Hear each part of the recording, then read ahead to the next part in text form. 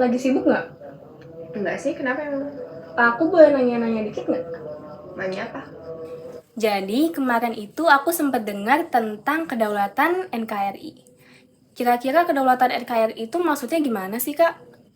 Jadi, kedaulatan NKRI itu artinya kekuasaan tertinggi suatu negara. Nah, dengan adanya kekuasaan tertinggi, Indonesia itu bisa melakukan kehendaknya serta melaksanakannya sendiri.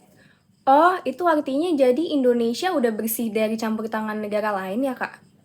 Iya benar, jadi negara kita, Indonesia itu, ketika kita membuat kebijakan-kebijakan, itu sudah lepas dari campur tangan negara lain. Kalau gitu sejak kapan sih wilayah kedaulatan NKRI itu ditetapkan secara utuh?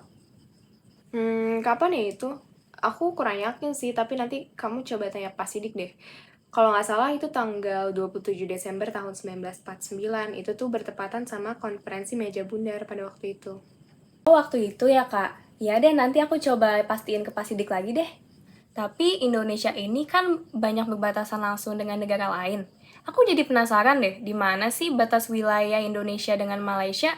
Jadi, perbatasan Indonesia dengan Malaysia itu membatasi Kalimantan Utara, Kalimantan Timur, dan Kalimantan Barat.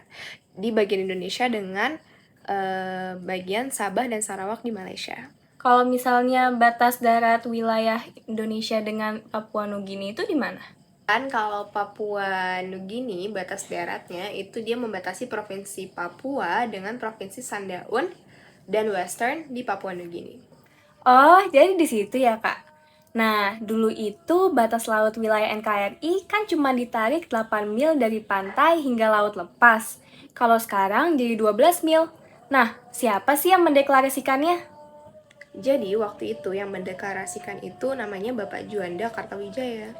Kenapa sih kedaulatan wilayah laut NKRI itu harus dijaga sama pemerintah Republik Indonesia?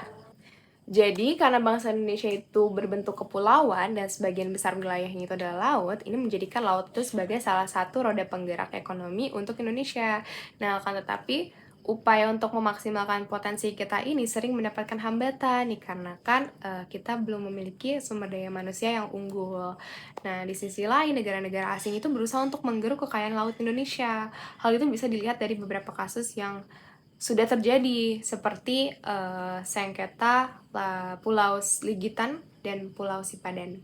Nah, jika hal seperti ini dibiarkan begitu saja nih, maka kan Indonesia justru dirugikan kan, dan kekayaan-kekayaan yang kita miliki malah diambil dengan mudah oleh negara lain. Oh, jadi emang penting banget ya pemerintah Republik Indonesia untuk terus menjaga kedaulatan wilayah laut NKRI. Nah, aku mau tanya deh, tadi kan kakak sempat mention tentang sengketa batas wilayah antara Pulau Sipadan dan Pulau Ligitan. Aku mau dong diceritain dikit tentang peristiwa itu. Beneran kamu mau ceritain?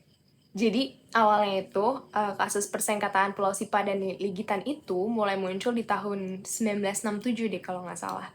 Jadi Malaysia ini memasukkan Pulau Sipadan dan Ligitan ini ke batas-batas wilayahnya. Dan pada akhirnya pada tahun 1998 itu masalah ini dibawa ke Mahkamah Internasional. Cuman sayangnya Indonesia gagal nih mempertahankan Pulau Sipadan dan Pulau Ligitan karena Malaysia ini memiliki bukti yang kuat bahwa memang orang Malaysia ini telah banyak mengelola Pulau Sipadan dan Legitan dibandingkan dengan kita sendiri, orang Indonesia sendiri. Oh, jadi gitu ceritanya, Kak.